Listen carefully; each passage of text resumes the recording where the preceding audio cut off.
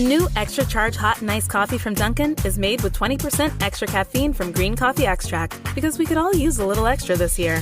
Whether that's an extra boost, some extra boldness, or the drive to go the extra mile, we're extra ready for whatever comes our way and extra excited to take it on.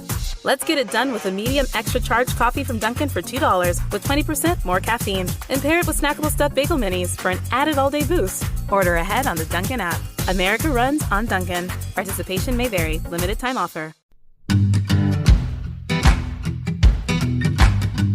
What is up, guys? I'm Dusty Grant, the host of the DG and Friends podcast. I'm excited to take this ride with you as I get to know interesting folks from all walks of life and pick their brains about their journey. I'd like to sincerely thank you for tuning in. DG and Friends starts now.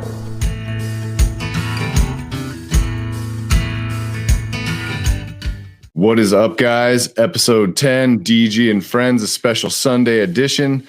Coming to us from across the pond is my friend Des Dreckett. I met Des on Twitter. He's taught me a lot about marketing and social media. He's been a guy that I've been following now for a few months at least. Des, how you doing today, man? How's life? Really good, Dusty. Thank you. I was just enjoying the music, actually, mate, and you interrupted it. But no, I'm cool. I'm good. So I was really enjoying that, actually.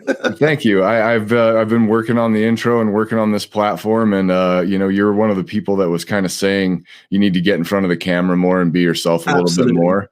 So a little bit of my game plan that I've been running and I've been having some success with is thanks to what you've been showing me on Twitter and things like that, and we've had a pretty open dialogue. So I wanted to bring you on. I get a lot of questions from a lot of my musician friends, from a lot of independent artists, like people that are just starting out and things like that. Like, where do I start? Where do I begin? And I think a lot of the content that you share is really good for people that are just coming up, like trying to find a direction to even, how do I go about doing this? How do I navigate this sea of platforms and all this independent music and competing with all these people. And I think you've done a good job. Thank you. Appreciate that. Thank you. With that stuff. So why don't you talk a little bit about your background? I'm curious about your background. Yeah, sure. So I come from a sales background, believe it or not. Sold pretty much everything. I've had a few of my own businesses in the past. I run at the moment an e-commerce marketing agency. We do some work for a few companies. That's kind of my main job. Okay. That's why I'm quite. Well, I like to think I'm quite good at marketing, because that's what I do day in, day out. The reason why I got into the music, I am actually a musician. I do play the bass, but really badly. But the reason why I got into it was kind of like April, May last year. A singer got in touch with me. We're quite good friends, and she asked me to help her with her music. And what I realized is the knowledge that I know is very similar. It lends itself really great to music. The way you promote a product is very similar to the way you promote yourself as a musician. So I helped her. She did really well. I can't mention her name. She's asked me not to, but her launch went really well. And when I was doing some research, I just realized that there are so many independent artists and musicians that just don't know how to market themselves. And to be honest, why would they? They're not marketers, So I started the Academy back in May 2020. Which seems like a million years ago now. Yeah, it does. It really does. All the things that have happened, last year and are still happening. It just feels like a long time ago. So I had a plan. The first thing was to start social media. So I started all the social channels.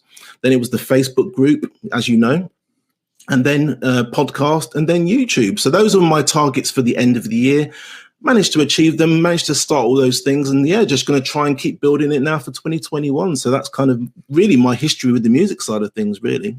Yeah, you give people some information, and I think a lot of people wonder, sometimes they ask me, how do you have that idea to make that look that way, or why your branding is good? It's like, well, a lot of people don't know I have a marketing background too, and my profession is sales. I've got a degree in marketing, so I try to apply those things.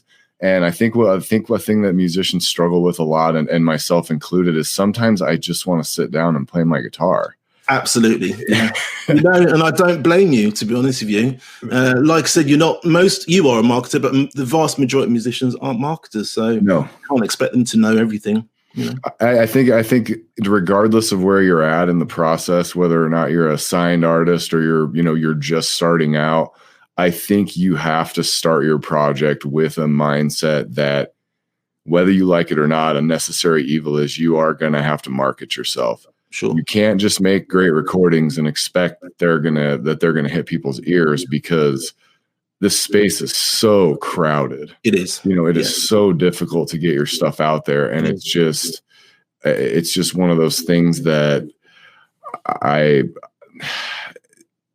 you're going to have to sell it. You're going to have a business mind. And I try to explain that to some people, like, I don't want to, I just want to play. I think my songs are great. And they are. And if you're okay with the results that you're getting, then go with that. That's cool. Whatever path you want to take. But I think if you want to grow it, and you want to grow it as a brand and eventually turn it into something that might generate some income for you, or become a livelihood to, or a step towards your passion, you have to have a business approach to it. Yeah, and to be honest with you as well, Dusty, the game has changed.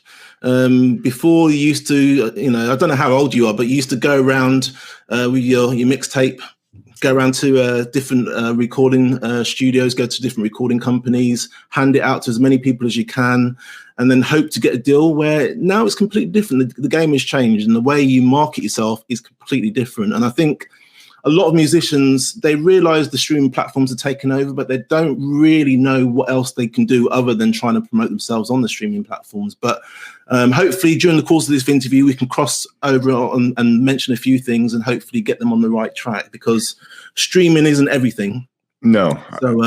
So yeah, I'm really happy to speak to you today. I'm glad you put me on this podcast, and we can hopefully get give them some ideas. Yeah, I think that one thing that a lot of people really like, you made a post the other day, and I'm not exactly sure what day it was, but it was regarding how you should look at your streaming platform, like Spotify. I cannot look at Spotify as a source of revenue. Sure. It's never going to be a source of revenue unless I'm, Lady Gaga or somebody that's got this insane amount of streams, because I had my best year streaming ever last year, and I think it was less than $50. And I mean, come on, I can only buy 2-3 sets of guitar strings with that money, man. It's crazy. That's nothing. But you know how hard I work to get those streams. But I don't only base my success on the number of streams. I use it as a way to think of like, okay, more people in more countries and more places heard my music. That might be an opportunity for me to market to them and bring them into my fan base, or bring them in to follow me on Twitter or on YouTube or something like that. It's to me, it's more like your streaming is more like your business card. It's kind of what it feels like. Yeah, I totally agree. And to be honest with you, I'm not saying not to stream. I think it's one of the best places to get your music heard, and one of the best places to get your brand out there. If you guys are brand building, it's just a component of the marketing of your music. It's not everything. And I think for a lot of musicians, they're a bit lost, really. They think it is everything, and it really isn't. You've mentioned you only earned $50 last year. That's probably quite good. That's probably what the average is, to be honest with you. And you definitely can't make a living on that. No, but there are other ways that you can, and it's just going to take a bit more work than it did before, is all really. And it means putting a lot of content out, really. It is, and it's like you say, the game has changed. I don't think that dream scenario where a record label just hears your song and comes to you and offers you this amazing, life-changing deal. I don't hear about that happening much anymore. No. It seems like you almost have to almost have already built your business, and grown yourself.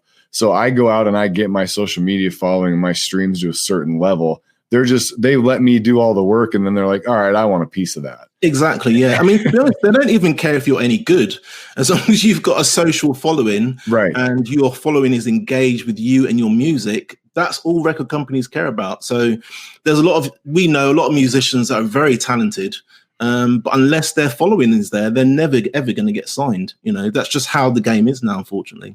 Yeah. And I honestly don't know that as an independent musician anymore, that should be the end goal. I think you can maybe do it independent and be just as successful. Now, you may not hit the mass mass that you're hitting, but you might be able to do it your way forever and make a living doing it, which to me would be fine with making it. And I know we could just rap about this stuff all day. But I have some questions that people ask me. Away, mate. I sent them to you so you could prepare a little bit. Thank you. I think it's important. I think it's important to me actually to let the people that listen to this show, because even if people don't tune in live, I get a lot of downloads on the back end. The people that are listening to this show, I want them to understand why they should be on Twitter.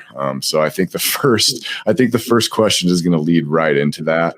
Sure. If you had to focus on only one platform, which one would it be, and how would you approach it? Okay. Can I give you two answers? Yes. If I personally was making music and marketing my music, obviously it would be Twitter. That's what I spend most of my time on. Only because I get the most engagement on that platform more than any others. And we were talking about this before. The second part of the answer really is it depends on the musician and it depends where their engagement is.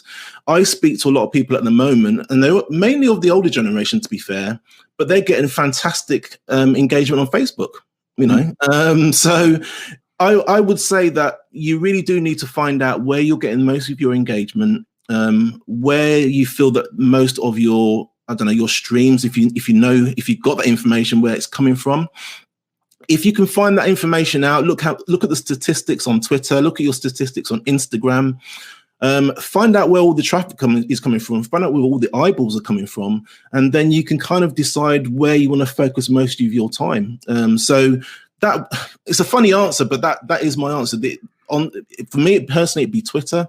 But for another musician, have a look at where you personally get your engagement from. Well, and let me kind of bridge the gap between you and the musician, because I can tell you my largest following is not my most engaged following. My largest following is on Facebook. I think the follows or likes are over 6,100 on my Facebook page. Wow. My Twitter is just over 1,900. But my Twitter engagement is like 100 times what my Facebook is, and I'm a Facebook guy. You know, I built my following on Facebook, and I just recently went to Twitter. But Twitter has literally changed the game for me. I mean, how long have you been on Twitter then? When did you make the switch? Well, I've had a Twitter account since 2012, from when I was just an independent musician or whatever, doing metal bands, whatever. But I never, basically the only thing I was doing the auto posting from Instagram to my Twitter. And I never managed my Twitter. I never engaged on there. I never tried to network on there. And then this thing I hit with Facebook, where I was finding it super challenging to get any engagement to my posts or anything like that. So I started looking for alternatives. This being one of them, the podcast. I'm like, I need to focus on some other things if I'm going to get my stuff out there, because my Facebook audience, no matter how big they are, they're not seeing what I'm posting, period. And so I had to figure out a way. So I got on Twitter. I started following some accounts, started networking with some other musicians, came across your account. So I would say I started really focusing on Twitter around September. Sure. But I started with around 600 followers, and I'm almost to 2,000. Oh, that's fantastic. You know, and they're people that are real people that will retweet your stuff, real people that will go listen to your track or pre-save it or help you understanding that. So like, I really want people to understand the Twitter community is a great place to go. Even if you don't know how to use it, get on there and start using it. Absolutely. And follow Des. Absolutely. Oh, thank you. I mean, don't get me wrong. It's what I found, Dusty, is it depends on the amount of time that you're willing to spend on the platform. If I'm being really honest with you, if I spend as much time on Twitter as I spend on Instagram, for example, then my results on Instagram will be a lot different. I've kind of looked at it more in a strategic point of view in regards that with Twitter, for example, what you're able to do is you're able to externally link. So when I say externally link, if you tweet something, you can put a link, like a URL to Spotify, to Apple Music, to your website, to YouTube, for example. It's not something you can do in Instagram. So your strategy for Instagram needs to be slightly different. Well, not slightly, it needs to be a lot different, actually. It takes a lot more work, and it's basically trying to drive people to go to the bio, you know, where you've got the little description of who you are, what you're about. Right. That's kind of there's a lot more work involved, and there's a lot more engagement that needs to happen on Instagram, for example. But on something like Twitter, I just find it a lot easier to get the engagement. As soon as you start following a few people, and as soon as you start engaging, you tend to start talking to the same people, and you start having conversations, and it just builds from there, to be honest with you. But if I'm being really honest, it depends on the musician, and it depends on how they want to engage and use that platform. They're all very good, and you can speak to different musicians, and they'll swear blind that that platform is the best for them. So, like I said, it depends on the musician and which platform they feel more comfortable on. I speak to a lot of musicians that are just on Instagram. They don't even know much about Twitter at all. So, you know, there's certain people. Yeah, there's certain people that ask me, like, "How are you on Twitter? What are you even doing over there?" And I'm like, you know, to be honest with you, at the beginning, you know, when I started in September, I had no freaking clue. But I just got on there, and when it actually really hit me is I was watching UFC fights. Oh, okay. And they had a hashtag on there, you know, UFC Fight Island 2 or whatever. So they had a hashtag running on the screen, and there was a devastating knockout. The UFC posted a highlight of it, and I ended up having the first comment in and using the hashtag from the UFC. And it was a really funny comment, and it was perfect. You know, it was just perfect for the situation. And it got 40,000 impressions or something like that, just because I hit it at the right time with that hashtag and stuff. I'm like, wow, I gained 50 followers from that one tweet. That's crazy. I couldn't hope to do that on Facebook with $1,000 ad. Exactly. You know what I mean? So there's that possibility on Twitter where if you do get a good post out there, and your team on Twitter and your friends really put it out there, you can hit home. New Extra Charge Hot and Iced Coffee from Dunkin' is made with 20% extra caffeine from green coffee extract, because we could all use a little extra this year. Whether that's an extra boost, some extra boldness, or the drive to go the extra mile, we're extra ready for whatever comes our way, and extra excited to take it on. Let's get it done with a medium extra charged coffee from Dunkin' for $2 with 20% more caffeine. And pair it with snackable stuffed bagel minis for an added all-day boost. Order ahead on the Dunkin' app. America runs on Dunkin'. Participation may vary. Limited time offer. Home runs without having to pay. Absolutely. And, which gives me a little bit of a run and gun attitude. It's like, I'm going to start throwing more tweets out there, experimenting with what people interact with. Absolutely. Exactly. And it just snowballs from there, and it's been working good. So guys, get on freaking Twitter. Okay? I've got 2 tips as well, if you don't mind, Dusty. Definitely go. I know you brought me on to interview me, and we're going to chat a few things, but I would like to educate as well, if you don't mind. Yeah. On Twitter, there's something called Twitter lists. Okay. Twitter lists, basically what you can do is you can add different people into different lists. So if you go on your feed and you get your notification and you see that there's the same people keep retweeting your content, for example, you can set up a Twitter list. And if anybody wants the link, I can send them the link to a video that I show them how to do this. But you can set up a link that people that just retweet my content, you can set up a list, maybe it's 10 people. You have 10 people on that list. And as soon as you go onto your app, you can actually go into that list and engage with them. All right. The idea really is to engage with the people that are actually engaging with you and sharing your content. Mm-hmm. And I think the reason why a lot of people struggle on Twitter is because they don't build those lists. You can build it for anything you want. People that like, people that retweet, people that comment, people that have shared my content. You can build loads of different lists. But if you engage with those people that engage with you and share your content, you'll have a lot more success on Twitter. Second tip, on Instagram, there is a feature called Friends. You can mark them as close friends, and it's the same sort of thing, really. You can go onto the app, and again, you can DM me later if you don't know how to do it, but it's literally just making a list of people that you call friends, and then as soon as you go on Instagram, you can just engage with them first and then engage with everyone else afterwards. But what the algorithms look at is how much engagement you're having between you and the people that are following you.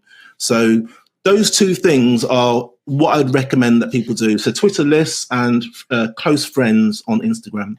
The list is something that I'll probably actually send you a message for the link, because it's something that I want to get into. I kind of keep an internal list. Sure. I'm starting to recognize people that interact with my stuff, and I find out sometimes when I don't have anything interesting to tweet or anything useful to tweet, I'll be like, all right, if I have 20 minutes to screw around on social media, I'm just going to go interact with some of my people on there that I have recognized showing my stuff. Absolutely. and go share their stuff. And it's like, I feel like on Twitter, it's reciprocated there. If you share someone's stuff and you really put your best foot forward to help showcase, like I've made so many friends on there and had so many guests that are going to come on the podcast, people that can help other people, help musicians, other musicians from all over the place. When things open back up, who knows what all this networking is going to do for everybody. You know what I mean? So it's just been great.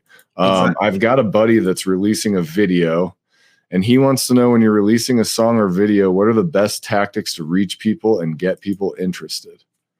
Okay. That's an interesting question. So he's just releasing a video, did you say? Yes, and he hit me up, and I actually have some input on this as well. But he's telling me he's releasing a video and he doesn't know how to do anything, doesn't know how he should market it to like build anticipation for it. Right. Okay. So when you say releasing a video, is he releasing a track as well? That's the way I understand it. Yes, because I asked him, I'm like, there's a lot to releasing a video. Is this a new single? Is this a single for an album? Is it just a video? Is it a demo? What? Yeah, there's a few components to it. I think we should approach it as I think he's going to release a new single and video. Right. Okay. Yeah. That I'm more comfortable with that. If he was just releasing a video, I wouldn't recommend just releasing a video. But there is a launch process in anything you do. Even I post content on YouTube, for example, and I do a launch process for that. What you've got to try and do, whatever you're trying to do when you're trying to release something, is build momentum. Definitely. Okay. So I'll tell you what a lot of musicians do. They focus so much on getting their track done, getting it right, getting all the mastering right, maybe tweaking a little bit with the graphics that they're going to put out. It's coming out on Friday, and they start it on the Sunday, and they start talking about it on. So it's not too late, but it generally needs to start at least 2 or 3 weeks before that, believe it or not. So it all starts with a lot of what we call storytelling in the marketing game. So you need to basically tell people what you're about to do. You need to tell them that you're out now actually doing it, and then afterwards you need to tell them what happened when you did the thing that you were launching. Right. That makes sense. Absolutely. So, so say, for example, if you're going to launch a track, for example, it generally starts about 3 weeks before. You need to get all your artwork done. You need to get all the videos done, all your little snippets. You need to get all that done initially, because it's going to take time. I think I spoke about it briefly in one of the tweets earlier, where especially something like artwork, and especially video, if you're in a band, for example, everybody's got their own views on how things should be, and it takes a long time to get that process through. If you're working with a designer or you're working with a videographer, for example, they're busy people. So you need to start structuring things right a few weeks beforehand. You also, if you guys, and you probably hear me banging on about this as well, Dusty, but if you haven't started an email list, that is one of the top things you need to start for 2021. Because what happens is the people that are on your email list have held their hands up and said, Dusty, I'm really interested in your music, and I'm interested in so much, I'm going to join your email list. Those people are more valuable. And when I use the word valuable, I mean they're more likely to stream and download your music than any follower on Facebook or Twitter, Instagram. They are gold. So when you get somebody on an email list, you can email them weeks before you're going to launch, telling them about the process, and you will get a lot more momentum that way. Also, as well, the video that your friend is actually thinking of doing for the track, what he can do is that he can basically cut it up into little snippets and use those snippets, post it into social media and just say, this is coming. Now, whether he does a snippet of the music video, or he puts the audio to maybe like a GIF, like a moving image. Right, like a waveform or something. Exactly. So, but it needs to start beforehand. I would also say as well, it needs to start quite a few months before even, because you need to start building a following on social media, engaging, so you can actually build that following. So when you actually finally release something, you're not releasing it to crickets. You've got a ready-made audience. Even if it's 10, 20 people, it doesn't really matter. As long as you've got a ready-made audience there that like your music, you'll find that they will basically retweet, they will share your content. Even if it's only 10 or 20 people, 10 or 20 people retweeting and liking your stuff and commenting is a lot better than 0 people doing it. So that'd be my recommendation. I'm not a massive fan of using the distribution networks to upload your videos either. I would much rather musicians upload the actual music videos themselves onto YouTube. And what that allows them to do, sorry, I'm not trying to get, not to get too technical. No, go ahead, please. But that's why you're here. YouTube, it allows them to put their title in there. It allows them to actually put the right description in YouTube. And it also, and again, a lot of people don't realize this, but you can put tags in there. So you can actually tag different things. So like, for example, if I did a track with you, Dusty, I would actually put your name as a tag, and I would also put your name in the description and the title. So anybody that's searching you, Dusty, looking for your music, they will probably come across our video or our collaboration that we did together, because I put your name in the title, the description, and the tags. It's really, really important. And then, so what most people do is they upload it with these distribution networks, and they don't do any of that. So they wonder why they never get any views or any subscriptions on the YouTube channel. So it all goes hand in hand. If your friend is looking to do that, then it needs to start a few weeks before and just go through all the steps that I mentioned. Yeah, and I think a lot of times I see some people that are in my level of musician and all that they don't focus a lot on the metadata and all the things that go into uploading a video to YouTube and trying to funnel. You know, you can use clips on all your other social media, but you should have one place where the video is. Exactly. That's what I believe, because the traffic gets too noisy. And if you've got it all funneled in, you can figure out where it's coming from. You can figure out how to market to those people again. And you know, when you use the hashtags in the title, you know, when I do a cover video, I tell people who the cover song is, put them in the tags, put them in all the metadata. That's important. But I think if you're not active on social media perpetually as an artist, you cannot expect fireworks from a release, because you have to be active and engaged in the community before they're going to get, you have to give them a reason to be excited, and you have to show them that you can be excited about their stuff too, because networking goes both ways. Exactly. Yeah. None of us are good enough to just put something out and be like, share it, everyone. It's so great. It just never happens that way. I mean, very few songs catch lightning in a bottle. Like exactly. That, you know? And Dusty, I'll let you into a little secret. And we talked about this before we did this video. This is a little secret, and I mention it each time I'm on Twitter, and I always get a lot of backlash from it. If you go on camera, if you grab your phone like this, I don't know if you notice the fleets that I do every day. I do a fleet every day where I just hold my camera up and I just talk directly to my camera. All you need to do is grab one of these. Everybody's got one of these, and just talk into it. Say, guys, look, I've got a new track coming out. I'd really like you to actually listen to it. I'm only going to show you a little snippet today, but it's coming out on the 27th. I'd really love it if you, do you know what I mean? What I'm trying to say to you is they need to get on camera and show their face. And a lot of people are shy to do that. But if they did that, they'll learn people's personality. They'll get to know them a lot more. A lot of people think I'm American.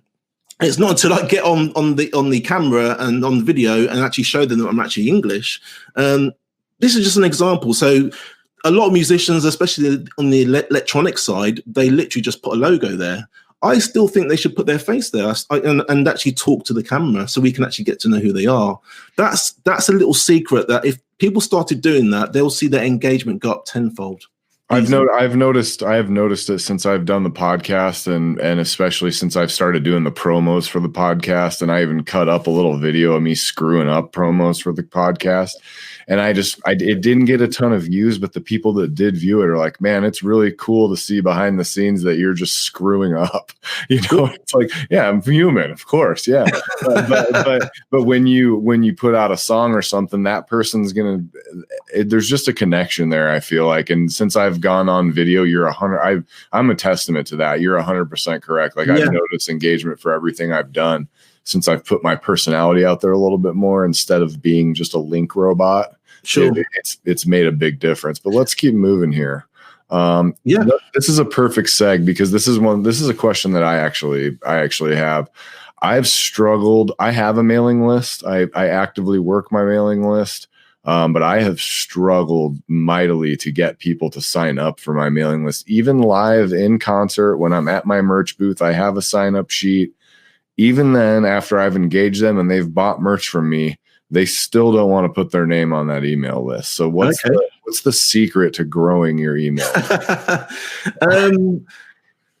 There isn't one thing. It's an amalgamation of many things. If you think about it logically, and it still holds the case today, people they're very scared to give away their mobile. That's sacred. They're not too bad giving out their emails, but mobile they don't want to give away until they really know you. The easiest way to build your email list is to build trust. And it's very hard to build trust if all you do is just post text content. Like we were just talking in the previous point. I now know you, Dusty, and a lot of people now watching this will know you. They'll know me. And if they regularly see us talking on screen and giving really great content away, for example, they will sign up to your email list if you ask them to. It's as simple as that. It's trust. They don't want to be spammed. They don't want lots of things coming in their email box that they don't want.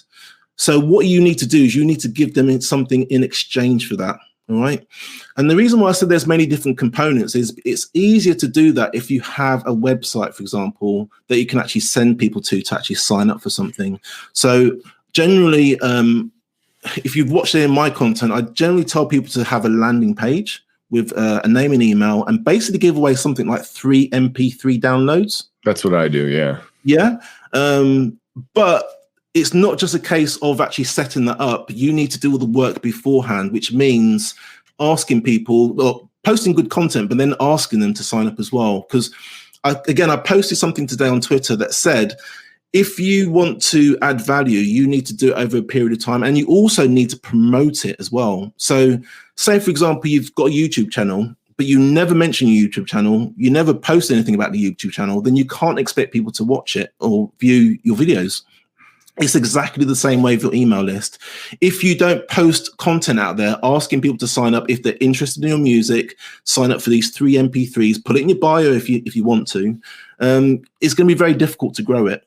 I give the example, a very good example, if you guys want to go and follow them, called Bad Mary. They're a rock band. Okay. They're really good at growing their email list, and they don't even do much promotion within their tweets, for example. But what they do is they give out a lot of value and they show their personality. So they show trust. They get on camera a lot, so people can see them and they can relate to them. And then people go to their bio. They'll see a track that they're playing, or they'll see a YouTube video, and they'll come back and they'll sign up. They grow the email list that way. It's about exchanging value. So it's not an easy answer. I'm sorry about that, but it is a lot of components regarding posting a lot of content on social media that's valuable to your fans, them getting to know you, and then telling them to actually go and sign up on your email list. That's what I've been doing, and I've grown it. But it is like I can grow my Twitter, 13 or 1400 people in a few months, and my email list, it's like I might get 2 or 3 a month. Sure. It's a grind. It's 1 or 2 at a time. Now you're right. The people that I do get to my email list, when I start sending out the series of onboarding emails and stuff that I've set up, it's great because my first one says thank you and whatever. I'm not trying to sell you anything, but then you slowly but surely, say, hey, if you're interested in listening to my New Extra Charge Hot and Iced Coffee from Dunkin' is made with 20% extra caffeine from green coffee extract, because we could all use a little extra this year. Whether that's an extra boost, some extra boldness, or the drive to go the extra mile, we're extra ready for whatever comes our way and extra excited to take it on. Let's get it done with a medium extra charge coffee from Dunkin' for $2 with 20% more caffeine. And pair it with snackable stuffed bagel minis for an added all-day boost. Order ahead on the Dunkin' app. America runs on Dunkin'. Participation may vary. Limited time offer.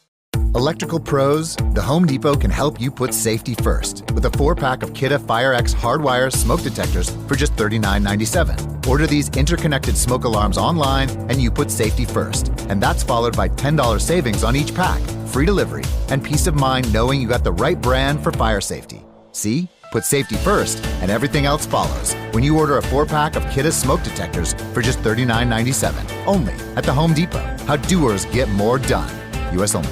Music, here's the streaming platforms, here's this, sure. and you've kind of got it on autopilot, and it's an awesome process. I just wish I could get more people to sign up for it. So if you're listening up there, sign up for my damn email list, people. What you could also do as well, Dusty, and this is obviously advice for you as well, is if you've got peers within the same genre of music as you, you could heavily engage with them as well. So say, for example, you've got 5 musicians that are in the same genre of music as you. They've got quite a decent following on Twitter, for example. What you do is you basically set up a list of those 5 musicians. You put them in a list.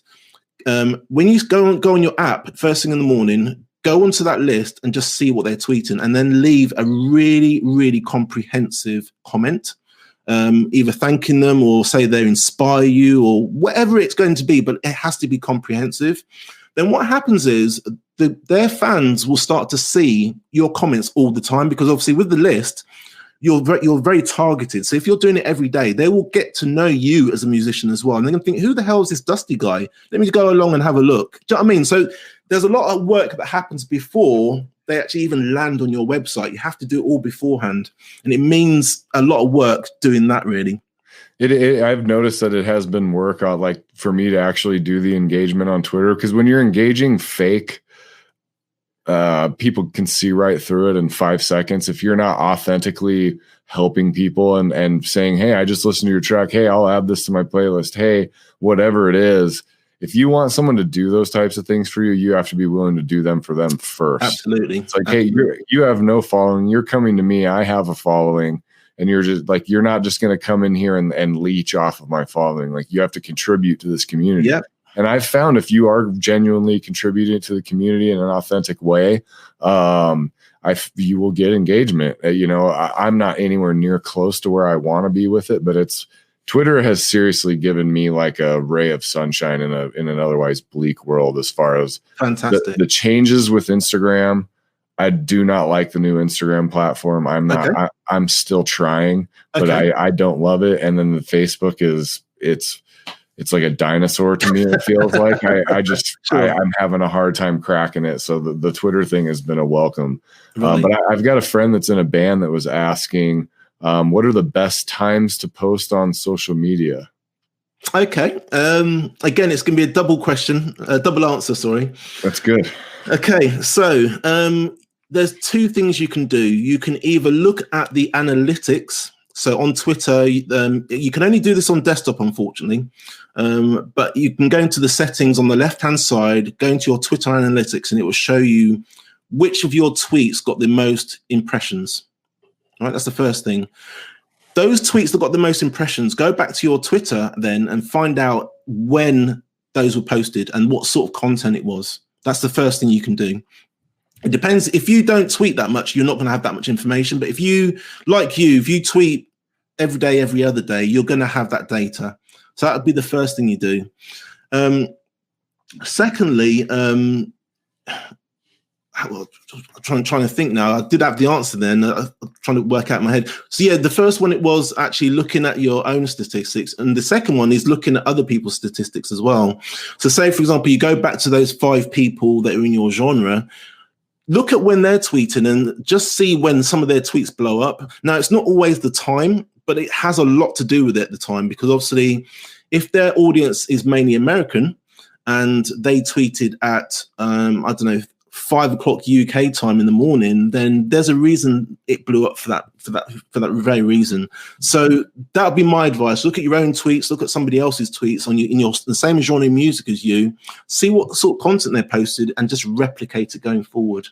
And you do that. And I've started noticing that my early morning tweets, like I've connected with a lot of people that are in the UK and in Scotland and all that. For a lot of them are from the group actually. Okay. But I noticed that I have a time, like I have a morning time, like early morning, like on my way to work. If I tweet something, those always do pretty well, because that's all the folks that are probably getting off work or in the afternoon. And then when I post during the day, I notice I don't get a ton. And then when I post in the evening, like the people that are over here. So I think it probably varies for everybody.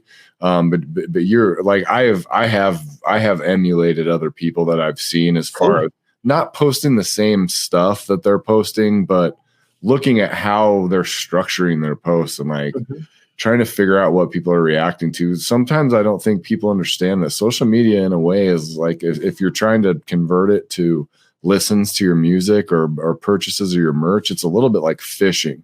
Absolutely. You're kind of flinging your you're flinging your lure out there, seeing what works, and there's a lot of that, like experimenting on Twitter, but on Instagram as well, Dusty, you can look at in Twitter, it doesn't tell you when.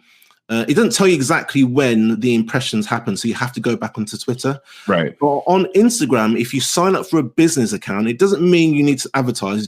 All you're doing is just changing your account from personal to business. It opens up a lot of tools available to you, and one of them is analytics, and they will give you a graph of when you actually posted something, how many people actually viewed it and basically engaged with it. It gives you those statistics. So that's another answer for you as well. Yeah, I think musicians are a lot in general, a little bit of scared of analytics. And I think you need to find a way to like love analytics and embrace them and figure out how to massage them to work for you, because it literally is like it's your demographics, it's your marketing demographics. Like you know who's listening to what, when, how they're listening to it, and you need to be able to figure out a way to target those people. Exactly. You need to be able to post to your warmest leads. Exactly. I don't know if a lot of people think about that strategy, but like what's your best advice right now for a new band trying to grow their fan base when gigs seem to be impossible to obtain? It goes back to what I said before. Email. Face on camera, email and get on camera. Yeah, it's I understand the problem with email, because a lot of people think it's dying and it's dead, but I guarantee you, especially people that work, they check their email every single day. Definitely. Yeah. So unless you're only writing to them once every 2 months, then you should be able to build up a decent following if you're active on social media as well. If you're a new band, you have to work harder than the existing bands that are out there, because nobody knows who you are. So again, it's like we talked about before, getting on camera, showing your personalities. And I'd also advise as well, each band member have their own social media platform specifically for their music as well.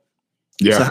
So have their own personal account, but actually have a music account as well, because you're going to have fans that are fans of that artist within that band, and they will follow them. So not only that, at launch time, it's just a concerted effort to actually push your music out there. So if you've got 5 people in the band and you've got 5 different social media accounts, you've got 5 accounts pushing stuff out on launch day, So that'd be my recommendation. Obviously, I speak to a lot of bands, and not all of the members are actually busy on social media, or they don't even like social media. So what you would have to do, if you're one of those people that are, is manage their accounts for them.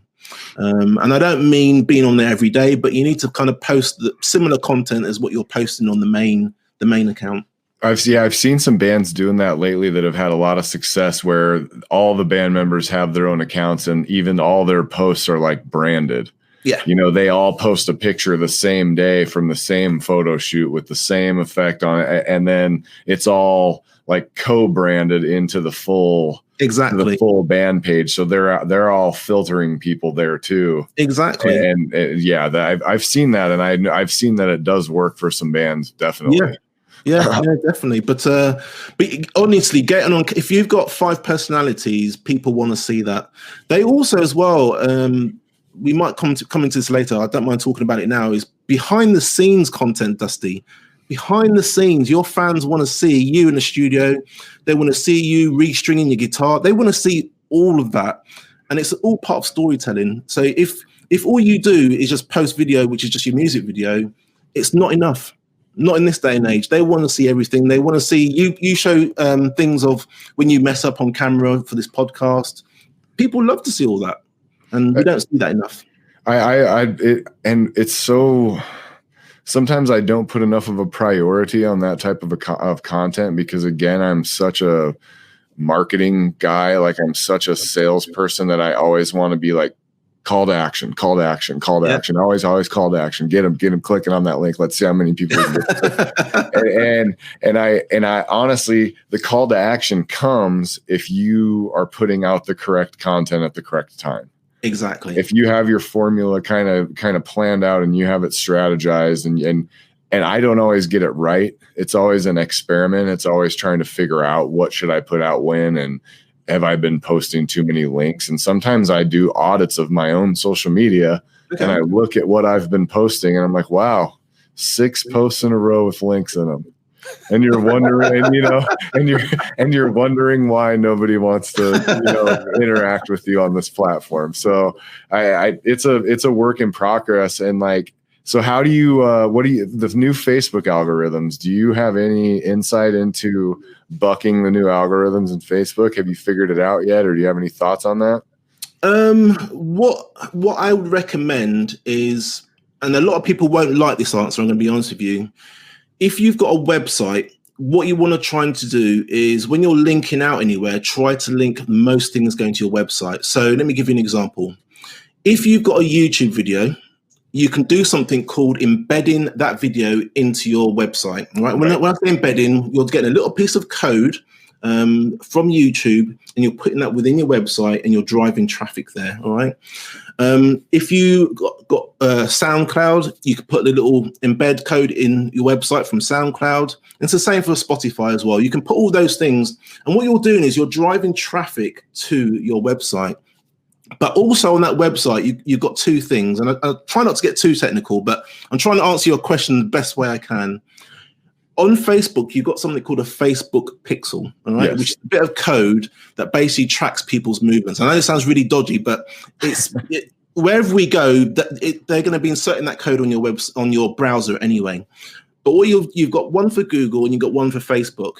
What happens is when people come to your website, that pixel is collecting data, all right, which means then you can actually, when you're launching your track, all those people that came to your website, you can actually advertise to them because you've gathered that information via that pixel. And obviously, in this podcast, I can't go into too much detail of how it works, but that's a good reason.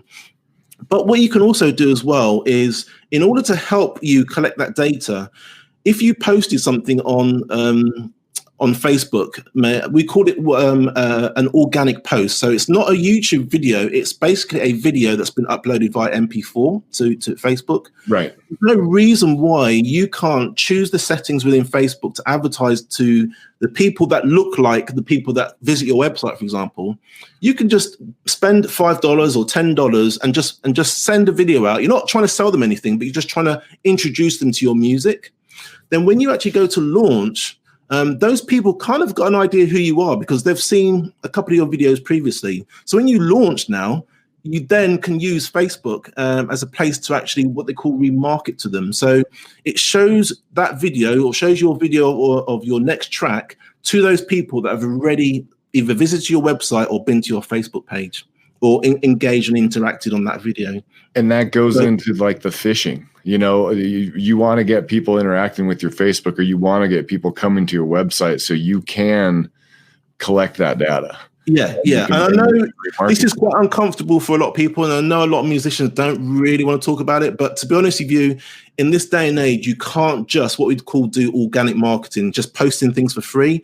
At some point in your career, in some point of your business, you need to advertise because you just can't get the reach that you want just by posting on social media. You do need to advertise when it comes to launch time. Something that I've started practicing with my last release, which was my most successful, was I set aside a budget, whatever it took me to produce the track, is I was going to equal what it took me to produce and record the track and to do the video and everything. I was going to market, set aside a budget equal that, and I wasn't going to release the track until I had the money set aside. I think a lot of people, musicians especially, are reluctant to advertise.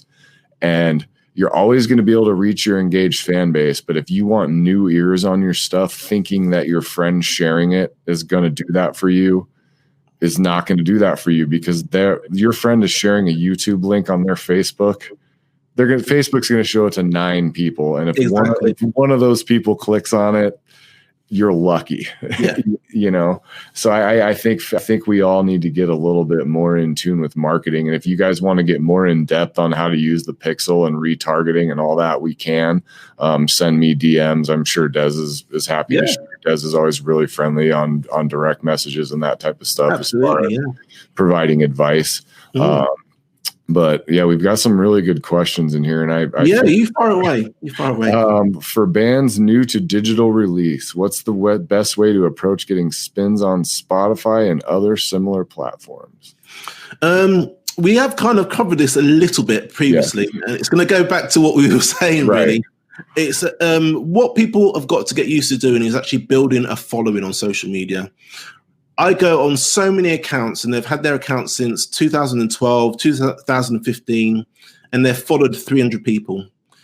That has to change. If you want to market your music, you have to start following and engaging people, okay? Because people aren't going to just see a post that you posted, think it's fantastic, and start following you. They need to see you jump into their feed quite a lot of times. So it means you probably won't be able to do it every day, but maybe every other day or every 3 days, jump onto Twitter, jump onto Facebook, jump onto Instagram and start following people.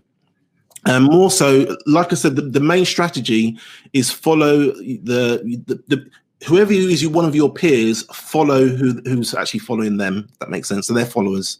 Right. So on Twitter, for example, you've got 2 tabs. You've got following and you've got followers. You need to jump into that followers tab and start following their followers and engaging with them. As a new band, that's probably a hack that I would do. If I was starting up today, that's definitely what I would do.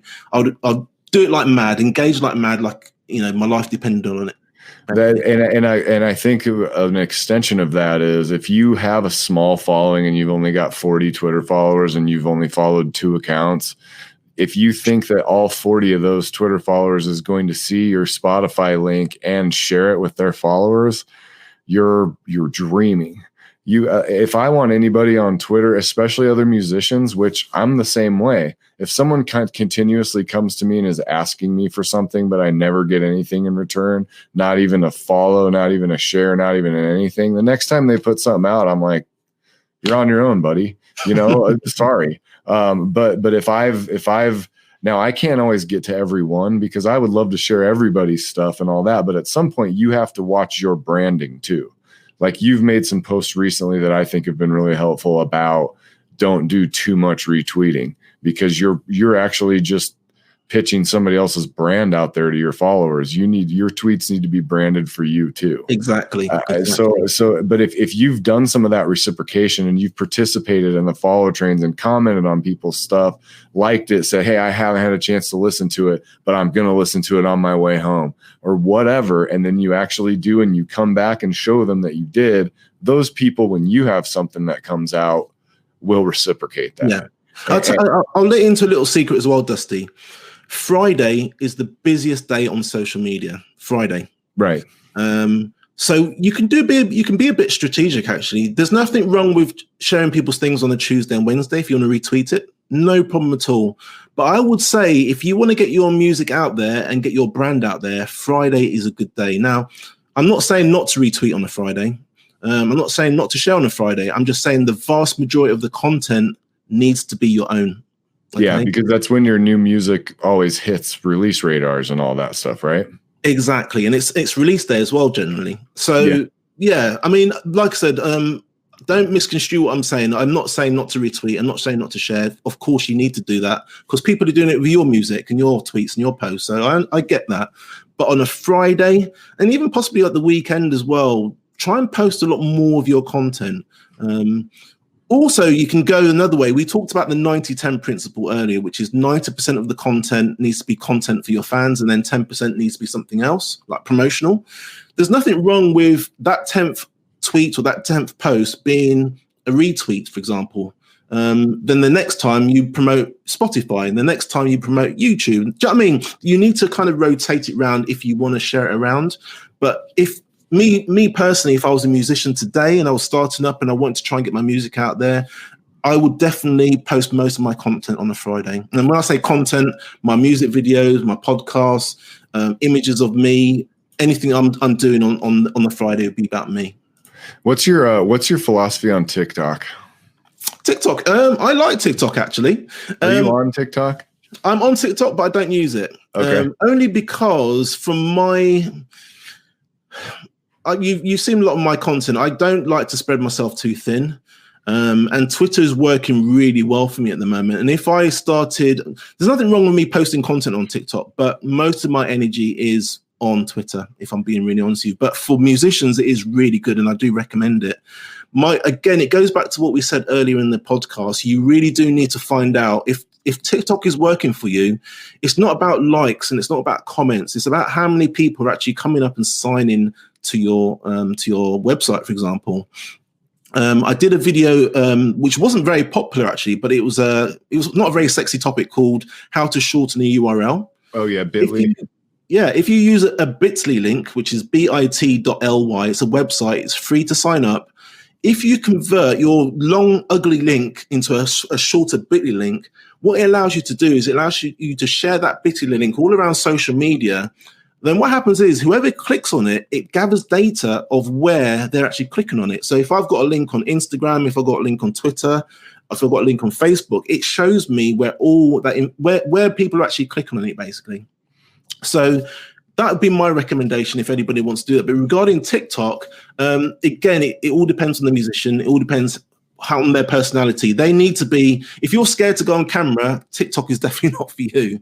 But if you're quite okay being on camera and you know that you can be on TikTok probably daily, posting content and coming up with new ideas, then I say go all for it. If you do it properly, there's a lot of eyeballs and there's a lot of people that will see your brand. So I'm noticing that, like, now that when I upload my music for distribution, even these days, they're telling me that my music is going to be on TikTok. And I'm like, I'm not sure anybody on TikTok needs like real depressing acoustic rock music for their TikToks. You know, I don't know. I don't know if anyone does, but I've got some friends that are pretty successful artists that have been fortunate enough to make it, you know, to a pretty high level, and they've been advised, get your ass on TikTok, everybody.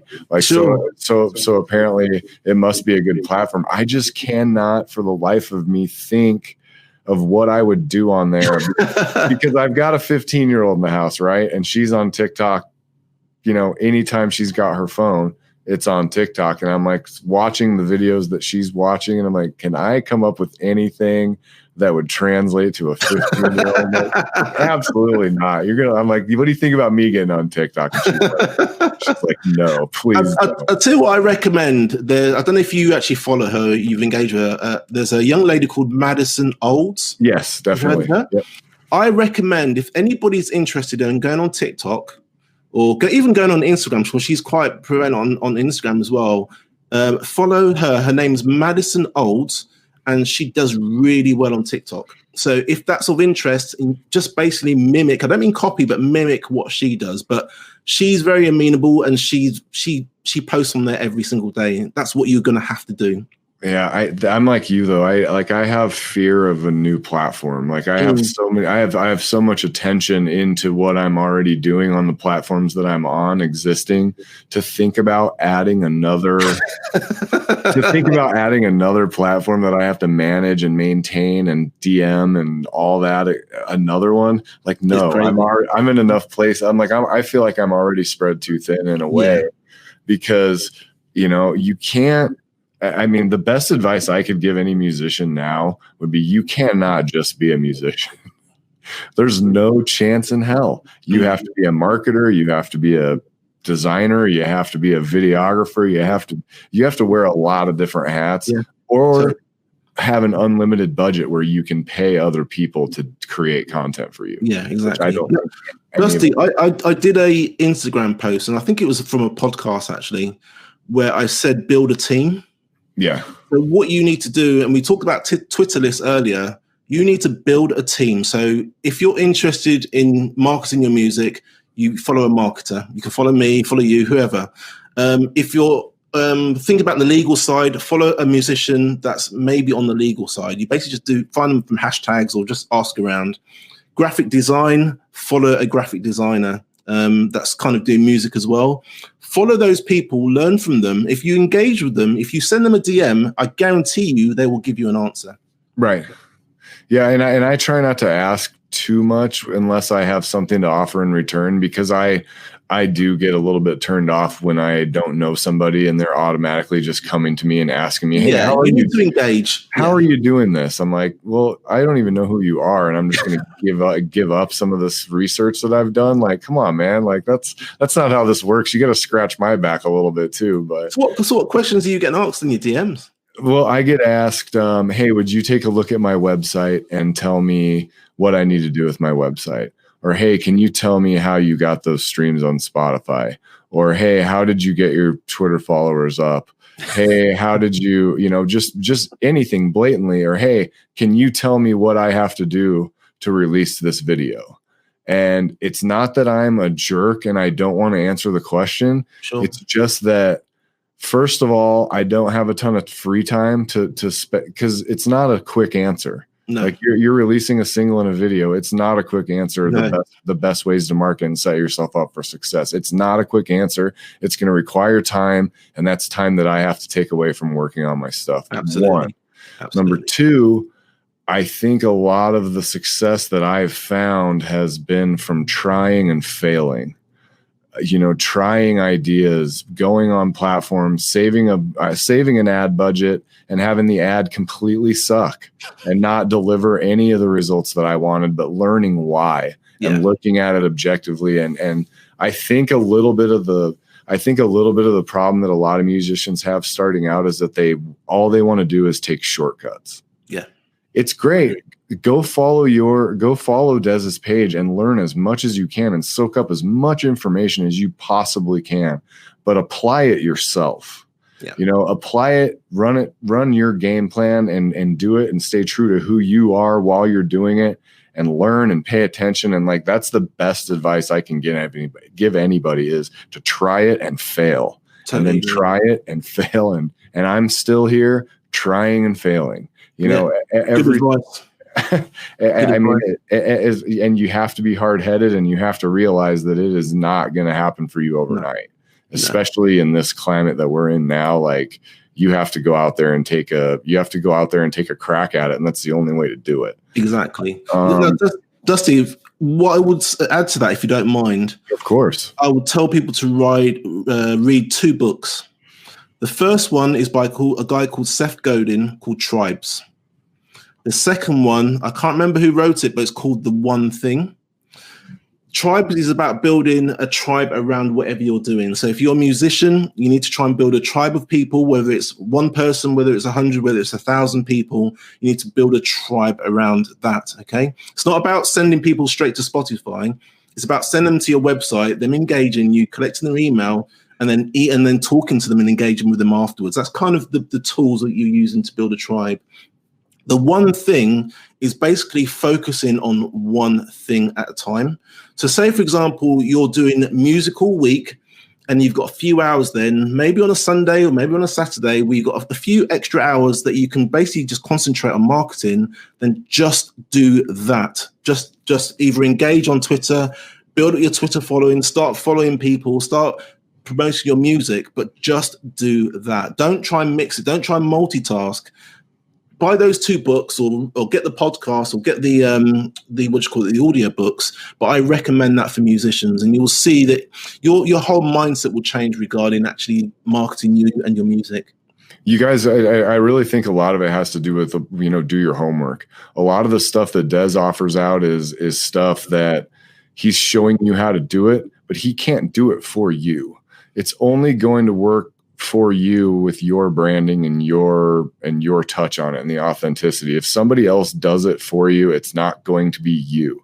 I can lend you 1,000,000 tips. Des can give you 1,000,000 tips, which he does. And after I get done ranting here, I'm going to make sure that everyone knows how to connect with you before we end the show. but you have to do the work yourself. You have to apply yourself. You have to get up on the days when you don't feel like doing it, and you have to do it. And whether you have to make yourself love the marketing, you have to make yourself love the numbers. And if you want to successfully market and grow, that's just what you have to do. You have to become obsessed with it. And every once in a while, you got to put the instrument down, and you got to put the fun part of it down, and you got to get a notebook out and make a game plan. Absolutely. And maybe spend a little money on a seminar, maybe spend a little money on some advice, some graphic design, but be careful, because there's a lot of people out there that want to offer you services. I was offered a service the other day, Des. This dude asked me for $2,000, and it was to do something that I already have been doing for about a year with marketing stuff on the back end. And I just responded to the guy. I'm like, if you're getting that for what you're doing, good luck. Good like luck. maybe I should start a business if people are paying. But Des, we've already hit an hour here. I didn't figure the conversation would sing long. Why don't you tell everybody out there listening how they can get in contact with the Music Marketing Academy? Yeah, sure. So in virtually everywhere, it's Music Marketing A. That's the actual handle. That's on Twitter, that's on Facebook, that's on Instagram, and also on YouTube as well. But yeah, I'm mostly found on, Dusty is also found on Twitter. That's my platform of choice. Follow me if you want to follow me. I always follow back. And if you don't, send me on one of my tweets, tell me, Des, you're not following me, and I will follow you as long as you're a musician, that is, or you're in music. But yeah, happy to talk to anybody. If you engage with me and we share tweets, we retweet, then if you send me a DM, I'm happy to answer your question if I'm able to actually answer it for you. Yeah, guys, I would say that Des has been a great resource for me, and I know he'll be a great resource for you. So please please reach out to him and please connect with his stuff. Connect with me on Twitter if you're not already there. You know, I want to get involved in that community, and I honestly feel like if I could bring my community of people from Facebook to Twitter, we would be an awesome, formidable sharing army. So I've been like fighting the good fight, trying to get people to convert over. But Des, I appreciate you taking your time. Appreciate it. Thanks for having me on here. Appreciate that. I'm humbled and honored that you came on. I've learned a lot from you, and I'm grateful for everything that you do for musicians. So you'll guys, be most welcome. Connect with the Music Marketing Academy. That is a DG Friends episode number 10 in the books. Des Dreckett, thank you, sir. Humbled and honored. I will see you on Twitter soon. Take care, my friend. Take care. Thank you. All right, guys, that's a wrap on today's episode. Thank you for tuning in. Don't forget to follow and subscribe to the show on your podcast platform of choice to be notified of new episodes, and leave a positive review if you dig what you're hearing. Guys, I would love to hear from you on social media. Let's get connected at DustyGrant57 on all platforms. All right, y'all, that's it for now. See you next time on DG and Friends.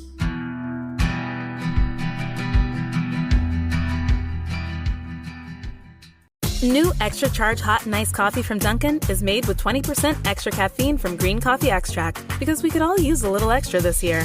Whether that's an extra boost, some extra boldness, or the drive to go the extra mile, we're extra ready for whatever comes our way and extra excited to take it on. Let's get it done with a medium extra charge coffee from Dunkin' for $2 with 20% more caffeine. And pair it with snackable stuffed bagel minis for an added all-day boost. Order ahead on the Dunkin' app. America runs on Dunkin'. Participation may vary. Limited time offer. Me, but also you. The Pharaoh fast forwards his favorite foreign film, Powder Donut. Okay, what's my line? The only line I see here on the script is get options based on your budget with the Name Your Price tool from Progressive. Oh man, that's a tongue twister, huh? I'm sorry, I'm gonna need a few more minutes. Bulbous Walrus, the Bulbous Walrus. The Name Your Price tool, only from Progressive. The owl ran afoul of the comatose coxswain. Progressive Casualty Insurance Company and affiliates. Price and coverage match limited by state law.